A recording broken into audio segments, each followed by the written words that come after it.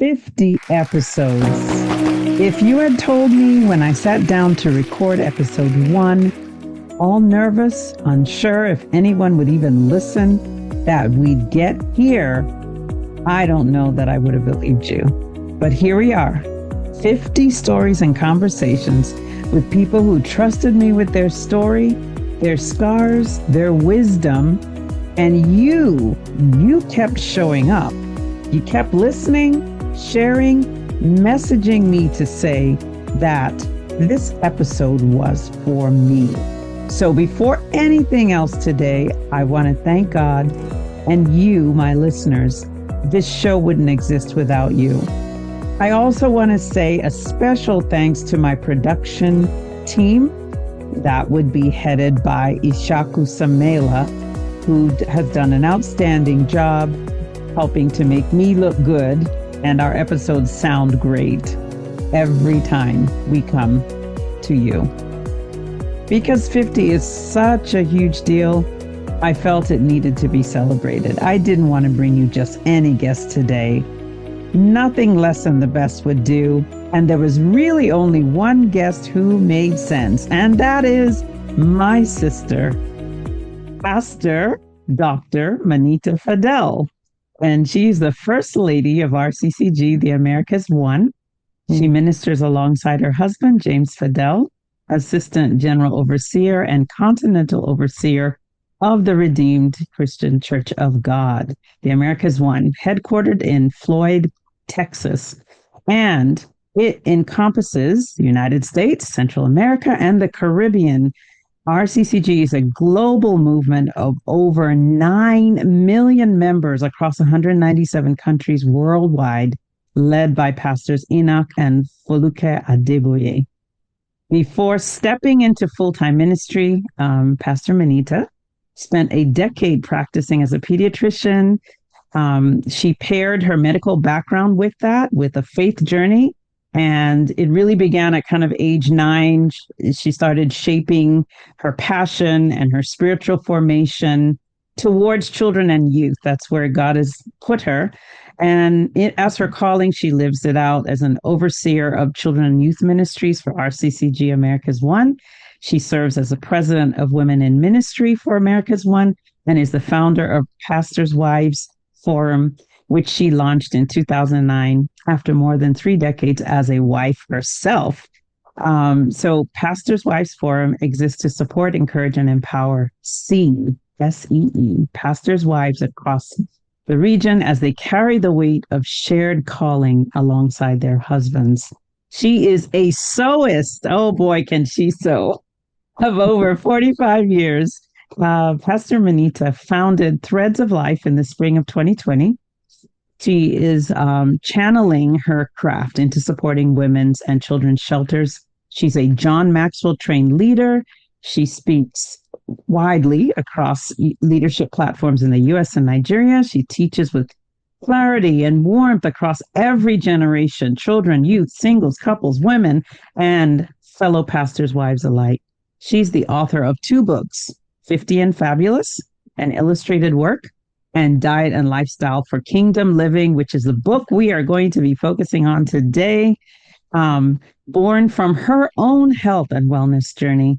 Pastor Manita has been married for over 35 years to her college sweetheart, Pastor James Fadel.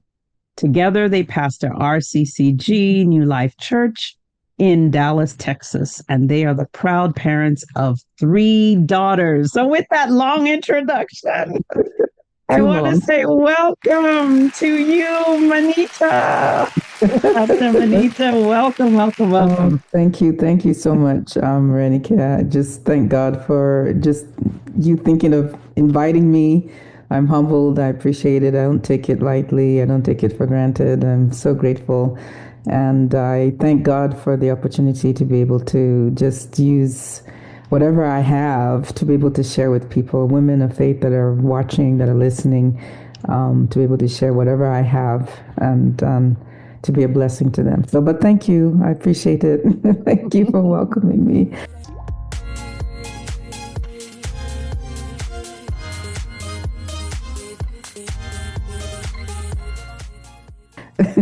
Yeah, so I thought we would just dive right in and have a conversation between two sisters, but also two professional women of God who are just, in the vineyard, just working for the Lord and doing what we do, right, every day.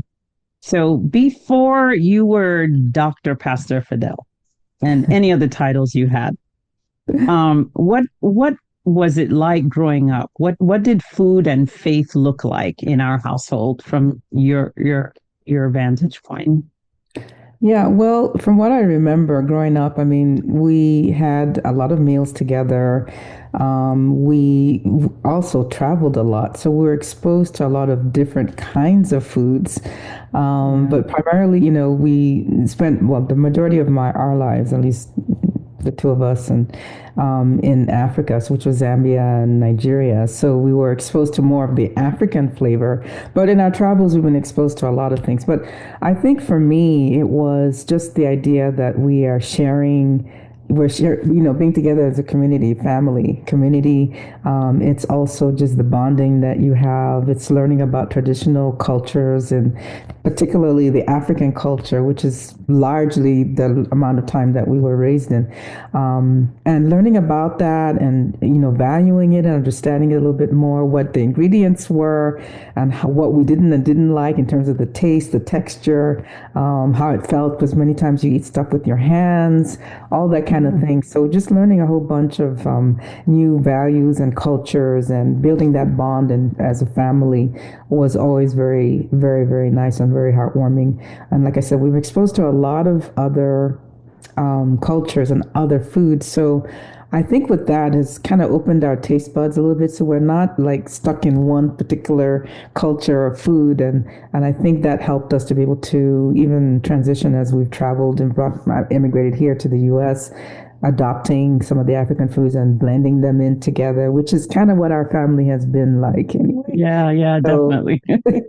blending of cultures, and so adjusting to different palettes of food, just having that warmth of people and community as a family and the other families coming together is something I remember quite warmly. And then, of course, being in church, we had different church experiences. Of course, with church, many times, many engagements we had, there was always something tied in with food. Yeah. So that also built community amongst, people that we worshiped with and all that, the potlucks, all of Hmm. that. So, yeah, I mean, they were all, like I would say, very warm, engaging, comforting experiences. That's kind of how I would relate it. I know I definitely had a sweet tooth from an early age because everything that was sweet, I loved it. Loved it. Yeah. I ate it up. I don't care what it was. I think But you got it from anyway, mom because mom loves sweet stuff too. I mean, yeah, to this day, yeah. she loves sweet stuff. But so I know there's things like because we grew up together. We're probably the closest in age of the three of us sisters. Mhm. So we grew up and did a lot together. What kinds of things have you had to unlearn or relearn maybe that weren't taught you growing up about food and relationship to Um, food and I faith maybe? think, yeah, I think for me, I mean, everybody's experience is different. Um, I think that for me, one of the things I had to sort of unlearn was the using food as a comfort measure when I'm dealing with things that are either stressful or emotionally challenging for me. I would use food as a way to soothe how I'm feeling inside. Mhm. And that was something I really had to unlearn. This whole journey that we're talking about in this book kind of Mhm. talks about that. There are a lot of things I had to unlearn because I was always using either sugar, any comfort food, stuff, Mhm. anything soft, smooth, sweet. That really was a comfort for me. That was what I gravitated towards when I was feeling stressed out. I'm even thinking of my whole experiences now, not just in childhood, but all the way through to adulthood. Just using that was something I had to unlearn, and that took time too, because that's a behavioral thing. It's kind of like an emotional behavioral thing you sort of have to work through. Yeah. But that was one of the things I had to sort of work with. seriously had to Yeah. work with because it affected many Wow. things in my health. That warm, comforting engagement around food at the table is a normal part of many of our lives. But when what we eat quietly becomes a life or death matter, it changes the equation. That's why Dr. Manita's personal journey, like so many of ours, is so compelling.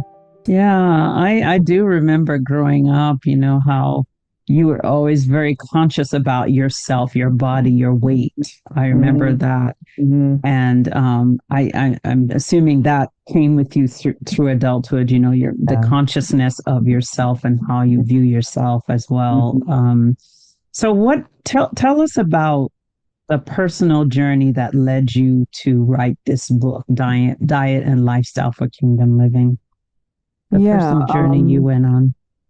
yeah, it's been actually, it's a book that has been in progress for the last 10, almost 12 years, maybe.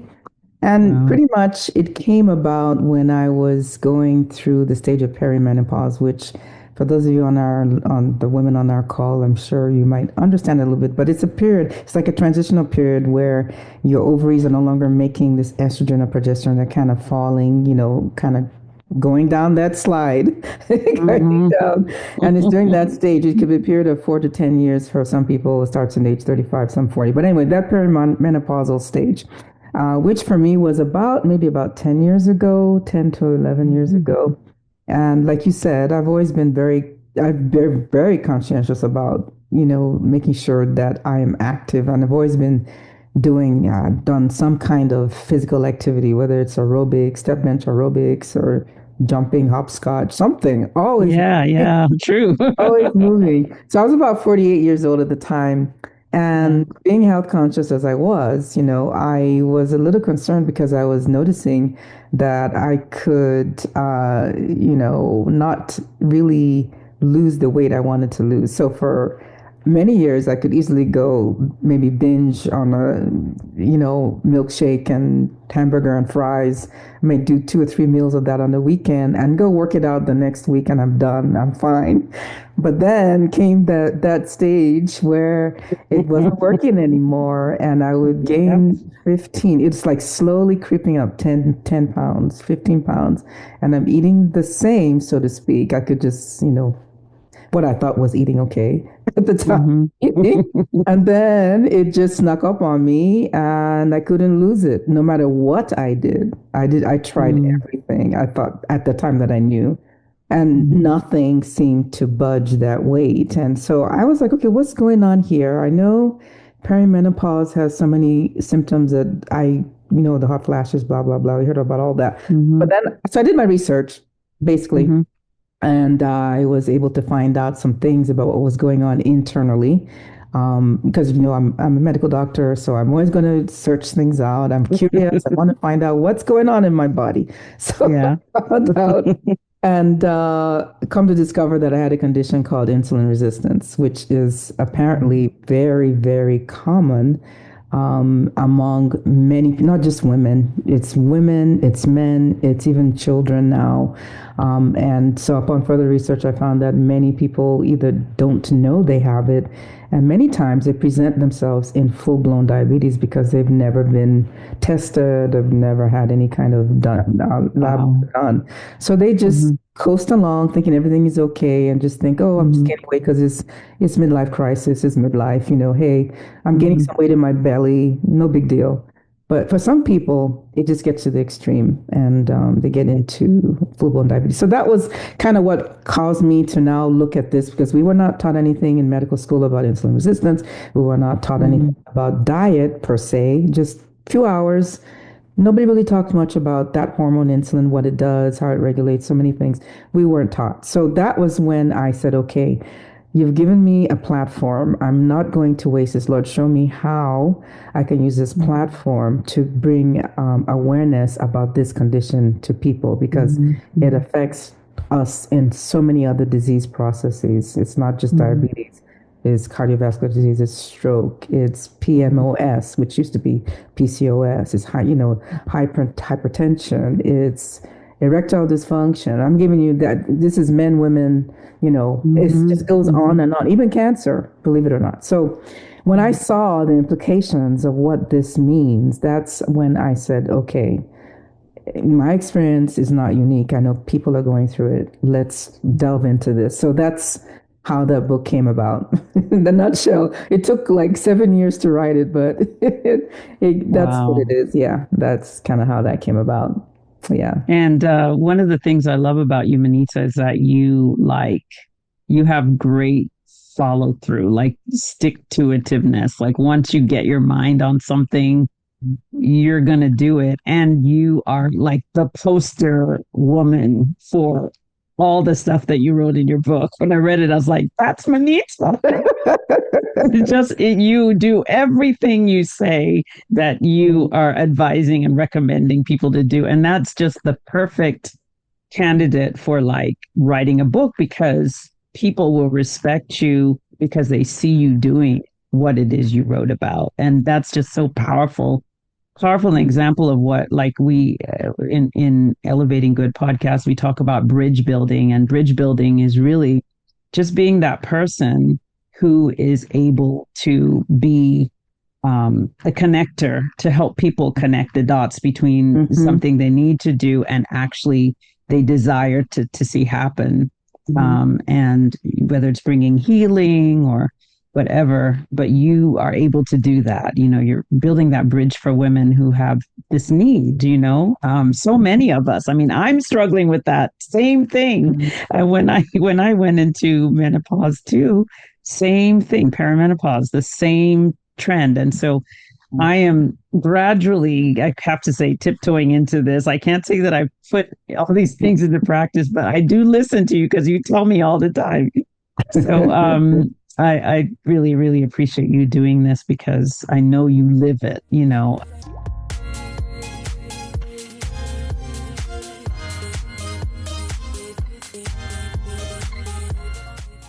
Tell me a little bit, what would you say kingdom living means for the body? Because we talk a lot about the spirit, we talk a lot about maybe sometimes emotions or mental health, now more in the church, but the body and kingdom living, there's sort of a disassociation there. You go to, like you said, the church potluck, there's all these sweet things and all the things that are not necessarily good for you, but people, Yeah. they esteem those things in many of these settings we're in. So what would you say kingdom living means for the body in your experience and your Yeah. knowledge? So I coming from the church perspective, having grown up in the church and having seen a lot in just how people, at least, let me put it in this perspective, because the church that I attend, RCCG, is largely either a church in the diaspora or a church that is local there in Nigeria. There are a lot of issues and concerns, health concerns, that a lot of our pastors or senior members, even our members, are faced with. And it's one of those things that really just it really was something, like I said, as a result of the book, I realized that my own people, the people that I am with, are challenged with this living the right way. Many of them have, don't want to be negative, but some have passed away from things that really should not have happened if they were on the right course in terms of the choices they made and what they were eating, and sometimes not even believing in going to the doctor, just saying, okay, I'm fine. I don't need the help of a doctor. I don't need lab work because God could just take care of me. That kind of thinking is really what made me really delve into this a little bit more. So when we're talking about kingdom living, there, God has given us a lot of gifts and talents, and we're all blessed to have what we have. But he also wants us to be able to use the gifts that we have and to use it to the best of our abilities, and to make sure we're doing it fully and doing it well and doing it so to the point that we are achieving what he wants us to achieve during our lifetime and to do it well. And when I say kingdom living, I mean he wants us to have an abundant life. He wants us to enjoy the life. He wants us to be able to do our work. He wants us to be stewards of our body. He wants us to make sure that we are taking care of what he's given us in order to do the work that we're supposed to do in a lifetime that he is only so infinite, so long. And so if we're going to do that, we have to be able to understand that what we do is it's not our bodies are not our own. All the things that we have is not our own. Everything we own, everything and who we are is God's. It's not ours. So we need to take care of what we have. This body that we have. God provides everything for us. I think it's Acts 17:28 that says, "In Him we live and move and have our being." Everything about us is about Him.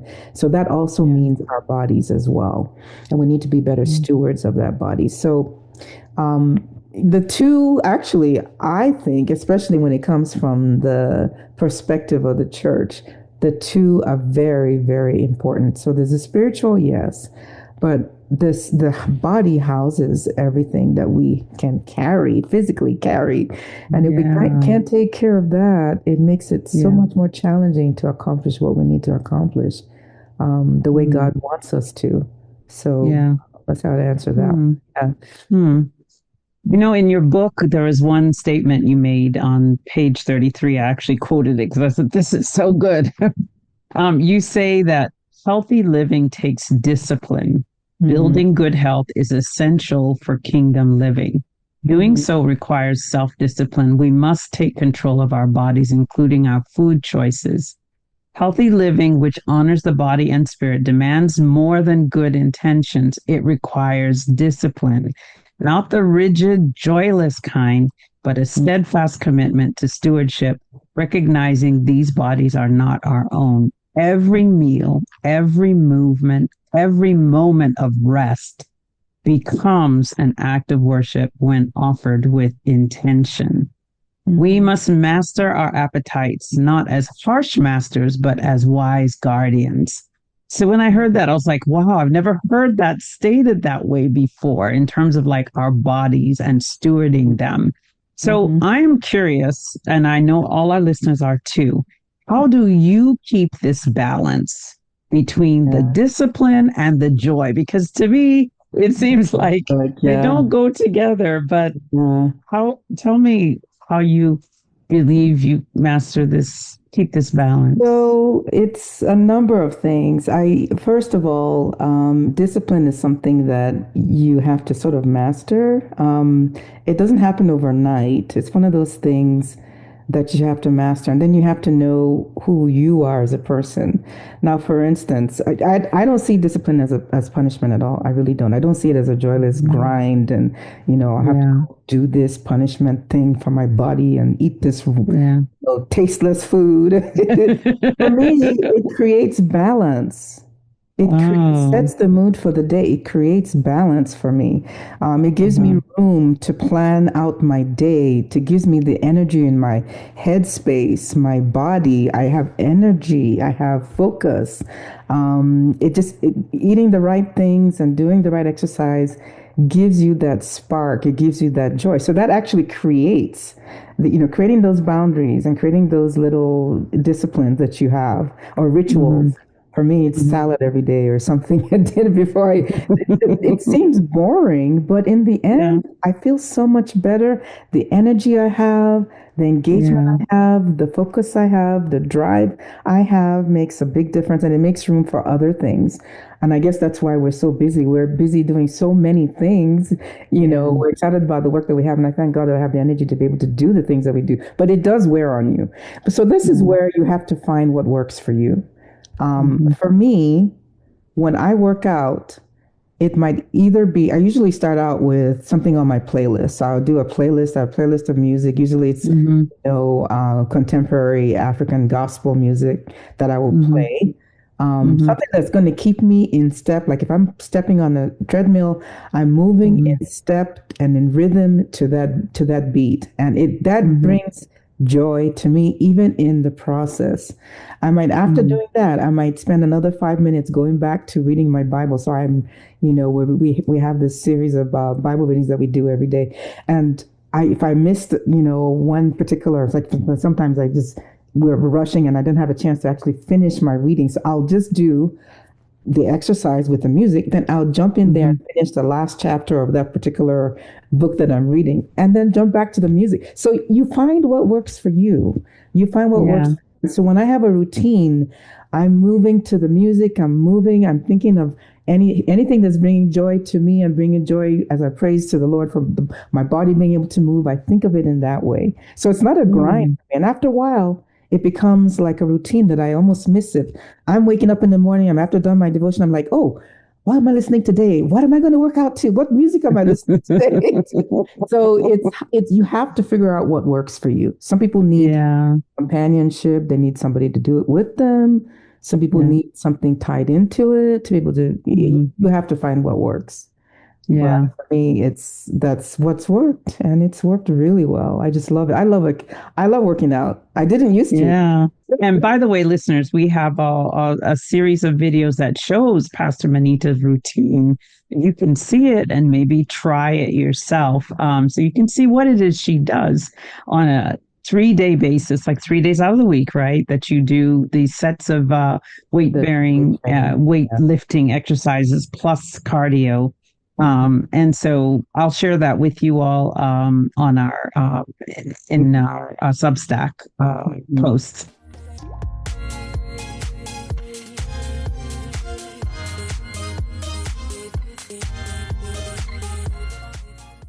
So, Manita, you give many lifestyle tips and health tips in your book, right? You give Cliff Notes. If you could just give us a Cliff Notes version of maybe 3 to 5 things that readers need to keep in mind about their health and kingdom living. Like, what 3 to 5 things would you say this is very important? I know they're all important, but if you would Yeah. could pick, what would you highlight as Well, the book is diet and lifestyle. So number one is nutrition.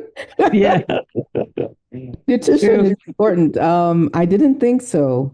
It's funny because I'm a medical doctor, and in training, you would have thought they would have told us that, nutrition is important, but we were not taught. It's funny. Wow. It's That's like, shocking to me. That's isn't it really shocking? Yeah, shocking. no, they would Wow. mention it, but we were always taught from the angle of somebody comes with a disease, look at the Yeah. differential diagnosis, come up with a diagnosis, give them a prescription, maybe talk to them about, Hmm. oh, you must lose weight, oh, try going to the gym, and they're out Hmm. the door.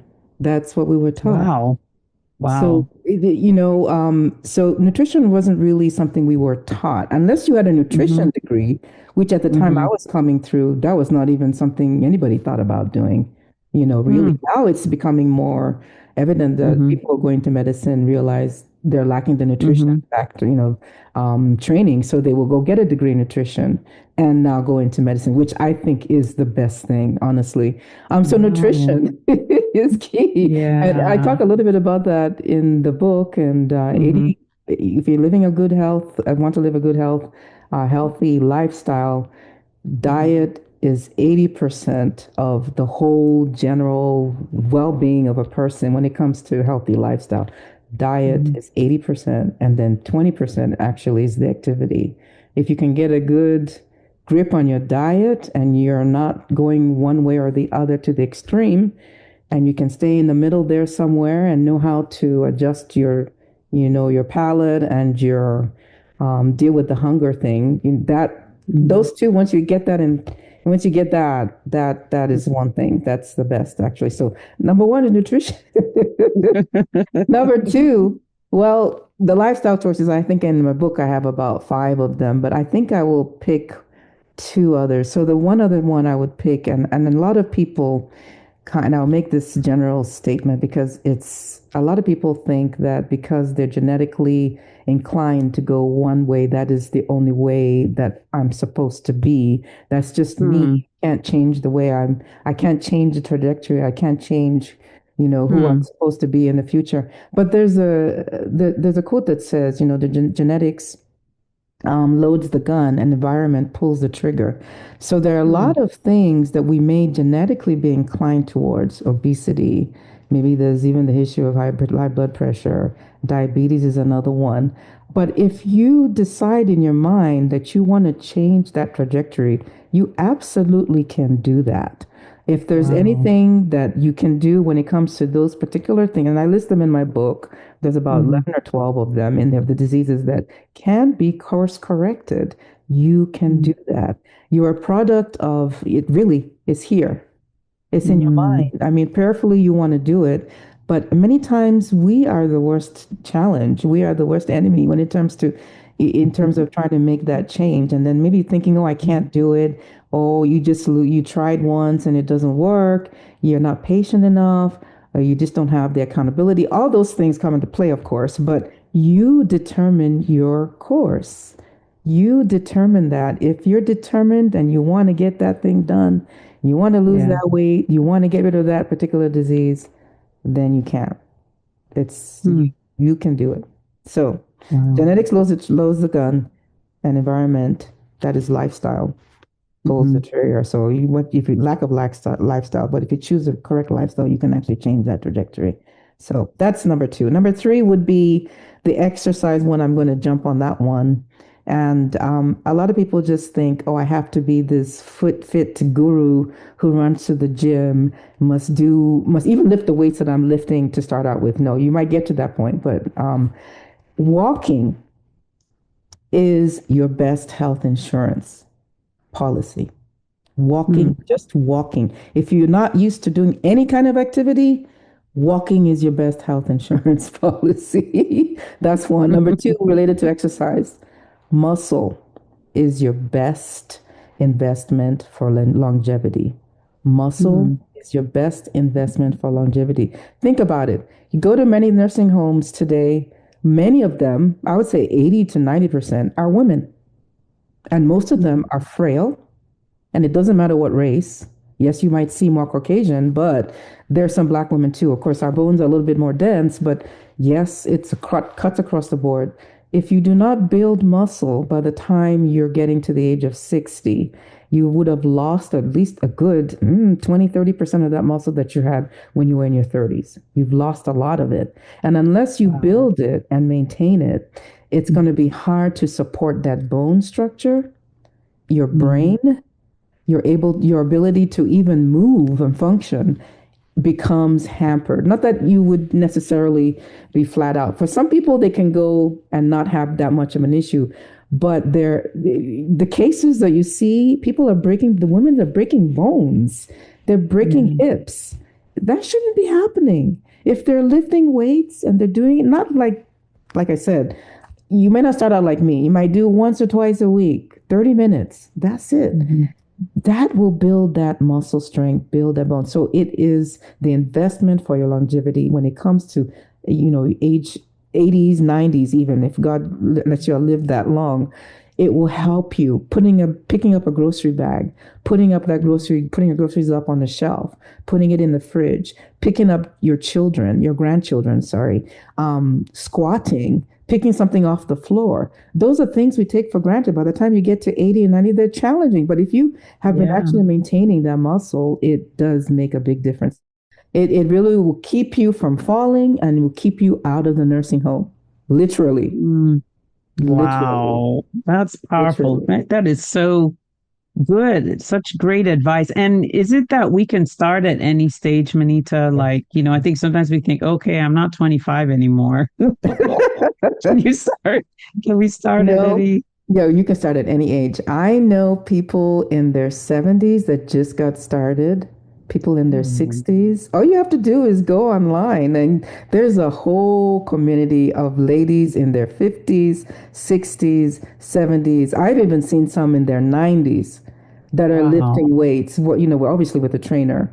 Yeah. But no, you can start at any age, but the sooner you start, the better you are. And you're Ah, not doing it to become a bodybuilder. It's not vain. yeah, It's not being, at this point, it's not a matter of being, oh, I have to look a certain way. I need to be able yeah. to fit into this clothes for this wedding. No, it's beyond that Mm-hmm, at this stage. When you're in your 50s, mm-hmm, 60s, you're maintaining what you can have so you can yeah, live, you can live to the best of your ability and you're not dependent on your children.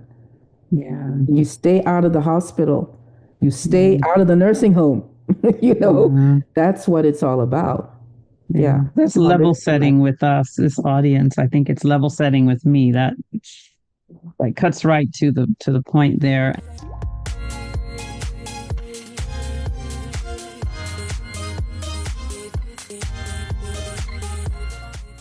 So you wrote the book 50 and Fabulous, and you're talking about women in midlife and thriving in midlife.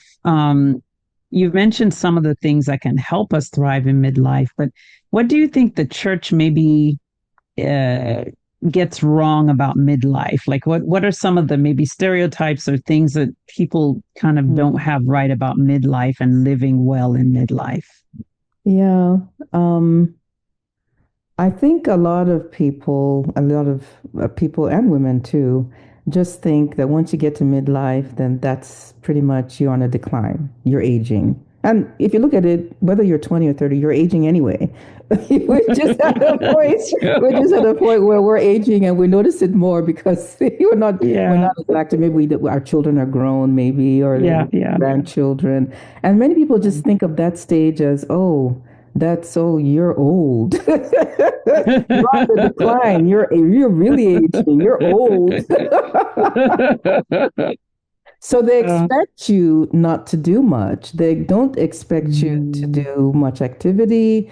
They expect you to be sitting down, to be resting more, to do less movement, less carrying. And I know in our culture, in our African culture, there's that thing where they call the respect thing, where they say, oh, you're older, we don't expect you to carry this. yes, yeah. And then if you're in ministry now, everybody carries everything for you. Mm. Your book, your bag, you go into the ministry, you have to carry everything. I know, no slight to the culture, Yeah, but yeah, to how the it culture, is, yeah. you Hmm. go everywhere, they want to carry everything for you. They won't let you do anything.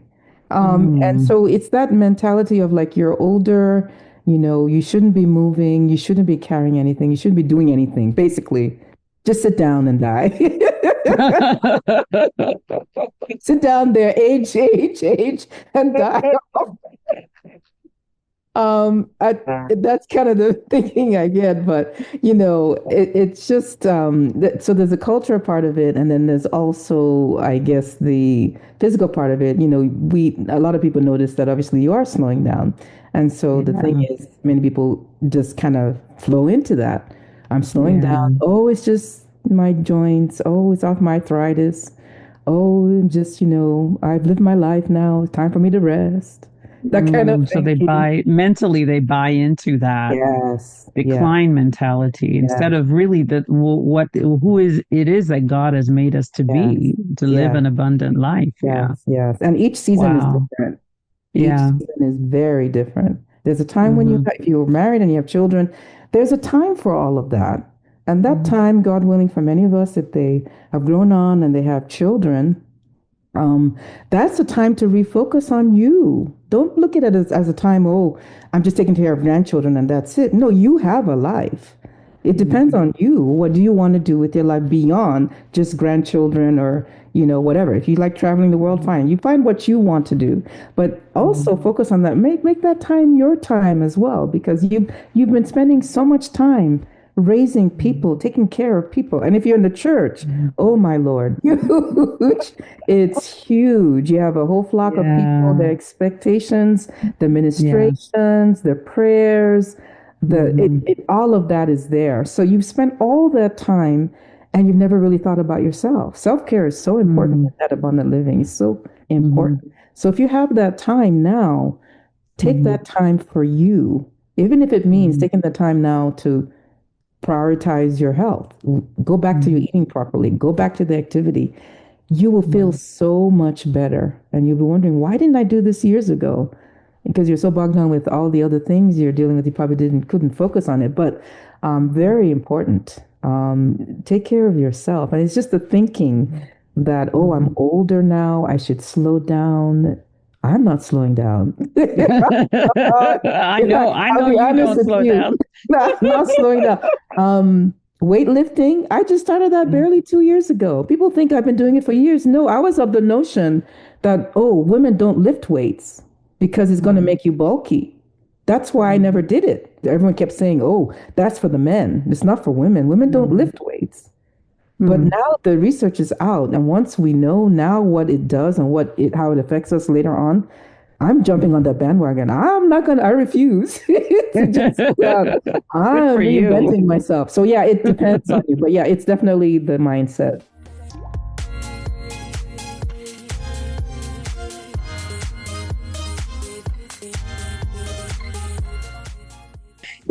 I one thing that and I believe it's our parents that really have given this gift to us is this Yeah. ability to live between these two cultures that are so rich, right? We Mhm. have our African American culture on my mom's side, and then we have dad's Nigerian culture, and we live in between those all the time. And Yeah. you, being the first lady of America's One, you are largely in Black and immigrant Nigerian, like you said, and diaspora communities. Hmm. So in that space where you walk in this community, Hmm. is there's a high incidence, you said, of attendance at church. Being spiritual is very important. Hmm. Attending church and faith is very important in our Nigerian community.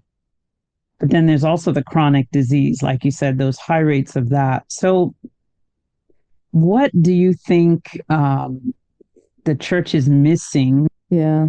Mhm. Well, I'll take the angle from the Nigerian perspective. I think for a lot of us, or a lot of people that are in the diaspora, and first of all, a lot of people were just struggling to live, as in they were trying to make everyday, today decisions, and food was just a way for them to even just survive. Talk less of even doing the activities. So, that mentality is there. And then the church comes into it because there's the thinking that we just spiritualize everything. The church is like a drive that sort of focuses mainly on spiritual matters, and we tend to think and drive towards just not even paying attention to even how we're feeling. How is my body reacting to stress? All those things, we just kind of lose it. And I've seen that a lot, particularly in our church, and it's unfortunate, but um, that's a big thing. And I think maybe God put me here for that reason. I don't know, but maybe that's part of it. But it's one of the biggest problems and challenges that we have had is that and it's changing, it is changing. People are realizing that, yes, we can find out what the doctor knows because he's been given that knowledge. It's been, given by God. It's a gift given by God. And then once we know what a diagnosis is, we can pray over the issues. So we're teaching them how to do that layered approach. Okay, find out what's going on. Then we Yeah. can pray about the issue and see how we can Mhm. work through it. So Mhm. it's slow, but people are coming around. And part of the reason why I wrote the book and also do a lot of speaking engagements on it is to bring in that element of the activity because we don't move at all. It's saddening.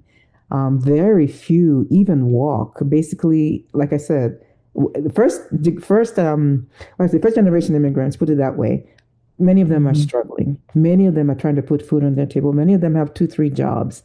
So you have to take that into consideration. Thinking about just getting the food is enough of a struggle.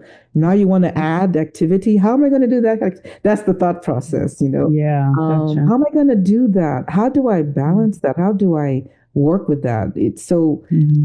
there's that perspective. But people who've been here for a long time, who've been very comfortable, have gotten used to the whole environment, have become, I don't want to say but complacent, because the American culture can make you very, very comfortable and complacent. And you have to be able to make disciplined choices, which is where that discipline comes in.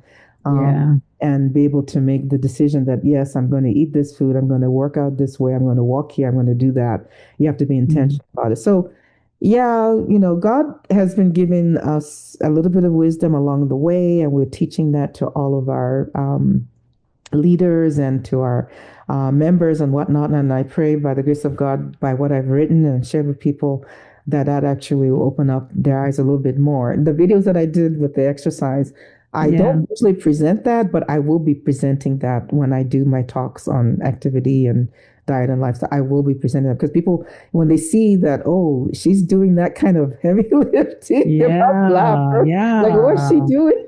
Yeah. It's a You should be great sitting example. down.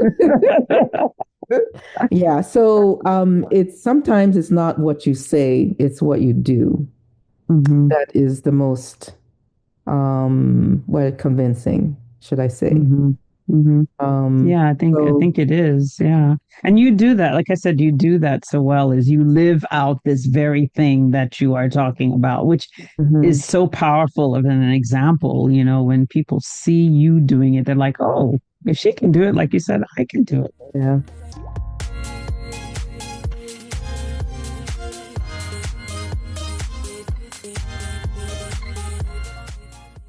So you are a pediatrician by training.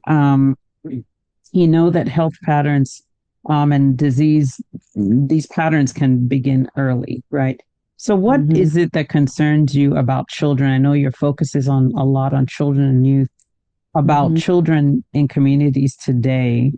What would you Yeah. tell their parents about what they need to be focusing on to make sure that their children have, a kingdom lifestyle and can live long lives, set them Hmm. up for success? Yeah, we have a lot of things that I think that need to be course corrected when it comes to raising children, and in particular, this in this environment, the American culture, just Uh, and in all most of the neighbor, at least the poorer neighborhoods, don't want to say African American because not all of them, but Mhm. some really poor neighborhoods where they don't have access to even good, healthy choices of food. I mean, where have you seen, if you've ever seen a Whole Foods in the middle of a low socioeconomic environment, or you won't Nope. find it. And if Mhm. you do find it, it's very expensive. Most people can't afford it.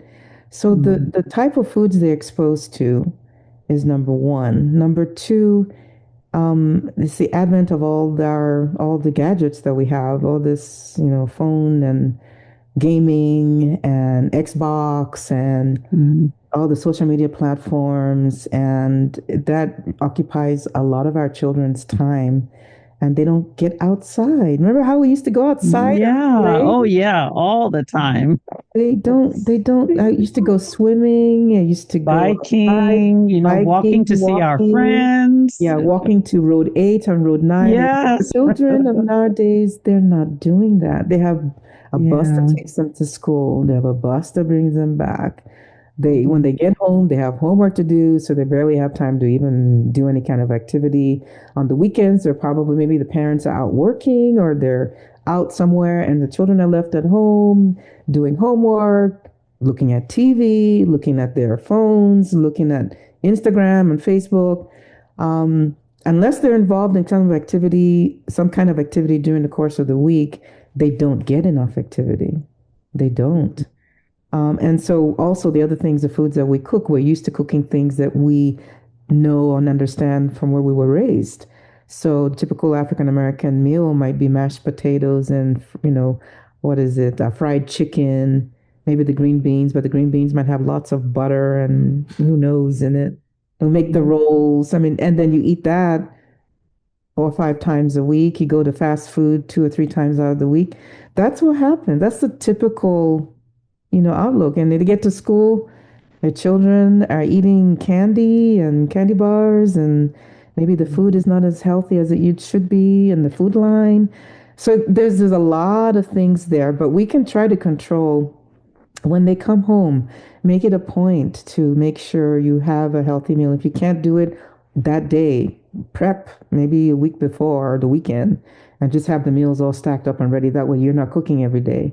make sure you get some activity. Actually, you as a parent are the best example. If they see you active, guess what? They will be active too. They see you on the treadmill, and you maybe if they're young, you may they put them in the playpen and they see you on the treadmill. Guess what? That child who is 2 and 3 years old will eventually realize, oh, my mom's on the treadmill. Maybe I should do something too. I will get on the treadmill when I'm, well, hopefully when they're a little older and it's a little bit more safe for them to do that. But you find activities for Yeah. them. That's what I'm saying. Yeah.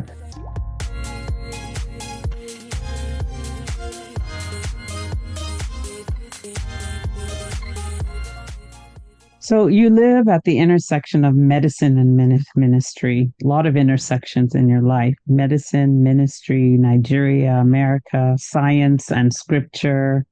What are some of the challenges this is a bit of a deep question, right? But, what are some of the challenges you think you face in those spaces? Because those things I'm finding as I get older, those combinations are rare, right?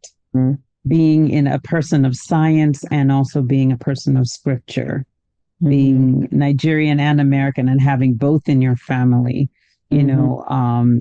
medicine and ministry, all of that. So what are the challenges you face? What are the benefits that you see God has given you in all these many roles and identities that you have? What are some good things and challenges? Yeah, that is a loaded question. The challenges are many. I think the largest one for me that stands out is just the fact that you're not understood. You're misunderstood. You're misunderstood in many ways because you've been raised by dual cultures. That's number one. Mm. So they can't quite get you. Yeah, yeah. They Always can't trying to quite figure get you out, you. though, right? Yes, always trying to figure you out. I get that a lot. Not even just the you look different or you talk different, that kind of thing. I'm talking even when it comes to things like the faith and how you carry yourself and the culture, the church culture. I'm very misunderstood.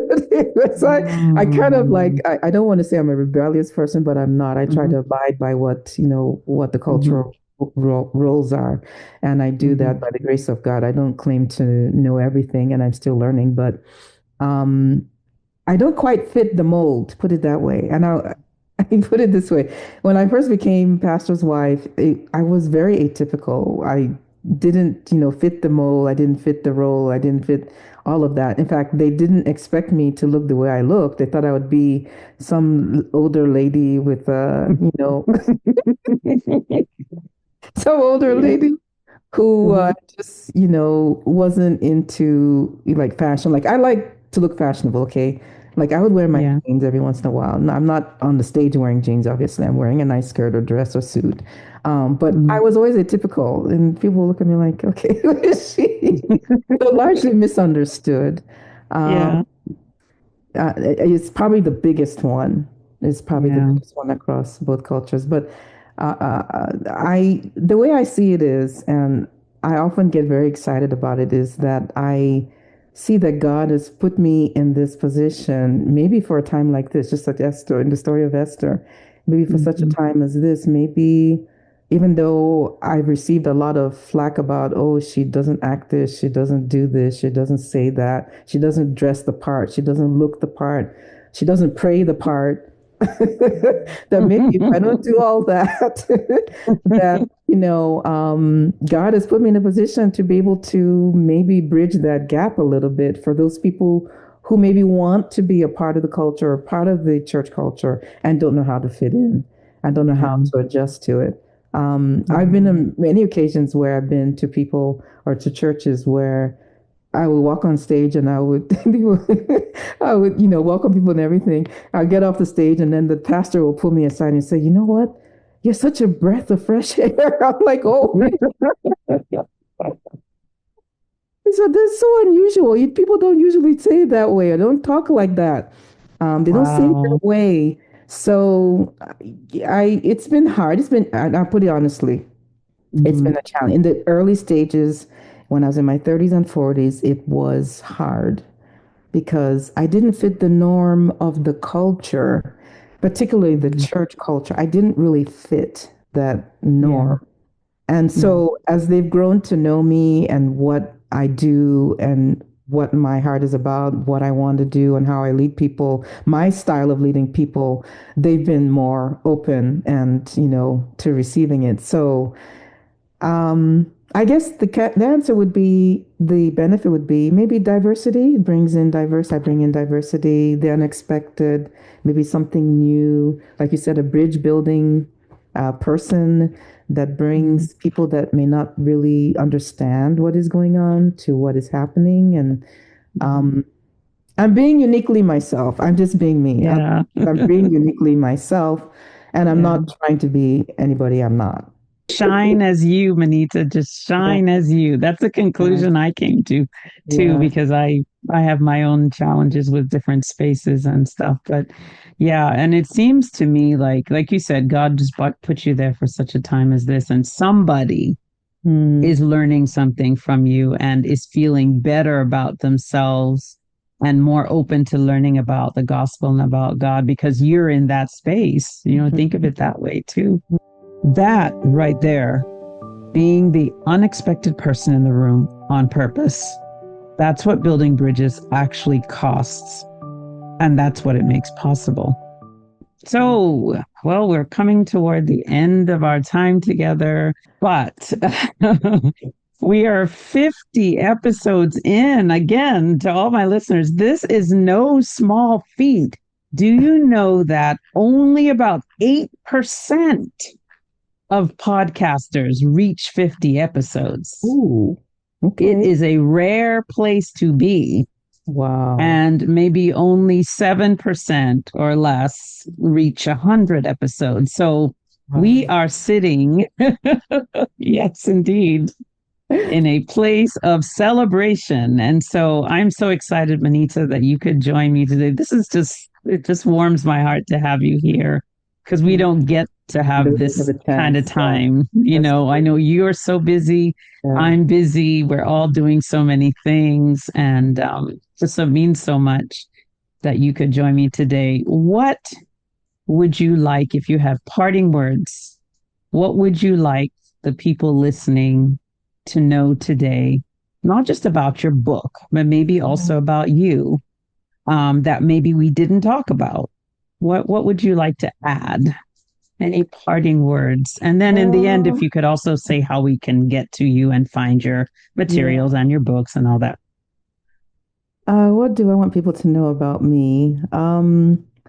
Well, I would say that, well, a lot of people, well, those of you in the church, you're watching this. I'm kind of a quiet person. I'm a very kind of introverted person and have been. And all I can say is it takes God to have moved me from my introverted state to come out and speak on any platform is only God. So I'm telling you, ladies out there, if you're thinking I'm not good enough, I'm shy, I can't talk, I can't, God has something in your hand that you can use that will be a blessing to somebody. You never know. Whatever is in your hand, use it, and God will bless it and use it to transform the lives of other people that you meet. You just don't know. You just never know. Saying yes. And when I said yes, I got married to my husband. I said, yes, we're going to Dallas to start this ministry. When I said yes, I had no idea how all of this would unfold the way it has. I had no Hmm. clue. I absolutely had no clue. That I'd even be writing a book, I didn't know. But open yourself to God and be open to the Holy Spirit because it's the Spirit that sort of leads and guides and tells you stay open, stay focused, and God will reveal to you what you need to do next. He will send resources your way, He will send people your way and then things will start fitting together piece by piece, piece by piece. And then we never get the whole picture at once, but we always get it in little pieces. And when those little pieces come together and God says, move, move, because that's what He expects you to do. That's part of the kingdom assignment, actually. Sometimes it isn't always something that we have in mind, but He has His way of unfolding that plan. So, to all the ladies on the line listening, watching, just stay focused on Christ, stay in alignment with what He desires you to do, and He will reveal everything that needs to happen in your life in due season. Sometimes it takes a few years, sometimes it's instantaneous. You just have to be ready to move. But you're able. All I can say is that you're able. If He took me, some shy, introverted person who doesn't speak, and now speaking to thousands of women, I'm like in awe. I'm like, okay, you got me to speak. Okay, Lord, it's something else. But no, He can do whatever He needs to, whatever He desires. God can work through you, but you have to be open to it. Yeah. Yeah. Allow the Holy Spirit to work through you to be able to do that. So, um, I guess my parting words would be that. And then my prayer is that, and everybody who's listening on this podcast would also understand that the assignment we have is not just for us, that it is for everybody that we come in contact with. As soon as you realize that the life we live is not about us, but about other people, the focus changes. The other thing is when we realize it's about other people, we must also create that balance to know when we have had enough or we need to slow down. And I think that's where a lot of people miss it. They want to do everything, but they don't know how to tune into their own body and say, okay, let me slow down. Let me take it easy. Let me do some self care. Let me do some care for my body in terms of activity, the food I'm eating, and make sure that is in check as well. When you do that, basically anything, the sky is your limit. You could do anything, really. The energy you have, God by your side, you have the energy, you have the power, and God can enable you to do that very, very well, accomplish it very well and efficiently too. So live your best life, enjoy your life, enjoy transforming the lives of other people, but take care of yourself too in the process. Understand when enough is enough. Take a step back, learn how to say no. Prioritize yourself. You are important. You are important. And if you're not around to do the work and all the work you want to do, that makes it really, really, God is not happy about that. He's not happy about that. So let's work on that as well. Let's do what we need to do to transform lives and build other people's faith, but let's take a step back and know when to say no and take care of ourselves and build ourselves the way we need to be built so that we have the strength and we have the energy to live and do the work we want to do, we need to do, to bring people to Christ, and to do the work of the Lord as He so desires, God desires for us. Okay. So Thank you so much. And Manita, Pastor Manita, where do we find more about you? I know you're a speaker, you're an author, you're a pastor. So tell us how people can connect with you and, digitally, online or otherwise. Yeah. So I do have a website, and it's simply my name, manitafadel.com. And if you go there, you'll see spaces on there where you can connect with me, speaking engagements. We have also a link where if you want to buy the book, you can also buy the book there. There's some little information there about some of the things we talk about, speaking engagements and all that. But there'll be a lot more in terms of my book, and I'll be doing a few more things related to my book, and that should be on my website too coming up shortly, time willing. It's always about the time. Yeah, my agent is like, when are you doing that talk about your book? You should do chapter by chapter. I haven't seen the chapter. It's coming. Well, you know what? You did your podcast. You did one podcast. This is part of your promo, getting the word out about your book.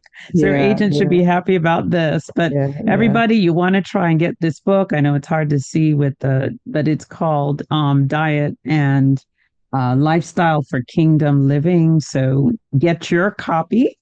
And thank you, Manita, for joining us. Pastor Manita, for joining us. I get caught between the Manita doctor and pastor because so many titles, and sister.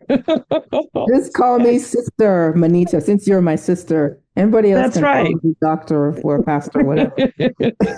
No, just call me by my name, Manita. That's fine. Manita. Okay.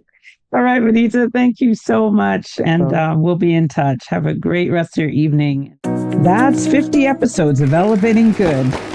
And if today's conversation is any indication of where the next 50 are headed, I can't wait for you to be part of it. You can find Dr. Manita Fadel's book, Diet and Lifestyle for Kingdom Living, linked in the show notes.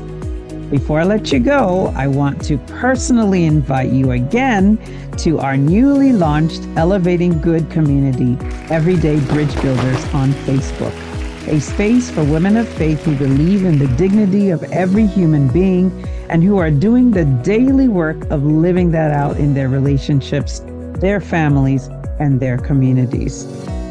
If this episode moved you, you know what I'm going to say. Share it with another woman who needs to hear it today.